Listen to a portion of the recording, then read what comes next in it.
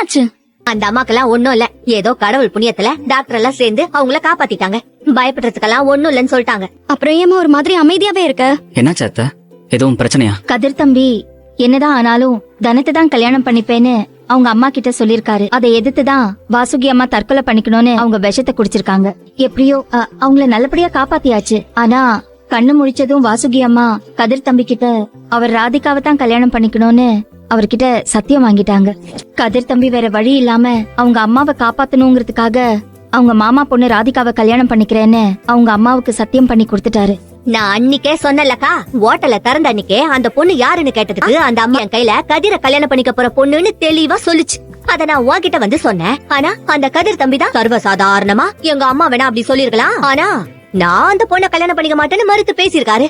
ஆனா இன்னைக்கு என்னாச்சுன்னு பார்த்தல, வீட்ல பெரியவங்களை எதிர்த்து பேச முடியாம அந்த கதிர் தம்பிய வந்து நான் ராதிகாவையே கட்டிக்கிறேன்னு சம்மதம் சொல்லிட்டாரு. ஒருவேளை நீ இப்படி யோசிச்சு பாருக்கா, தானோ நம்ம எல்லாரும் சொன்னோங்கிறதுக்காக கதிரை கல்யாணம் பண்றதுக்கு சம்மதம்னு சொல்லி இதெல்லாம் நடந்திருந்தா தனத்துக்கு இது எவ்வளவு பெரிய ஏமாத்தமா இருந்திருக்கும்னு கொஞ்சம் நினைச்சு பாரு. ஏன் தான் இப்படி ஃபோர்ஸ் பண்ணி கல்யாணம் பண்ணி வைக்கிறாங்கன்னே தெரியல. அத்தை, நான் வேணா போய் அவங்க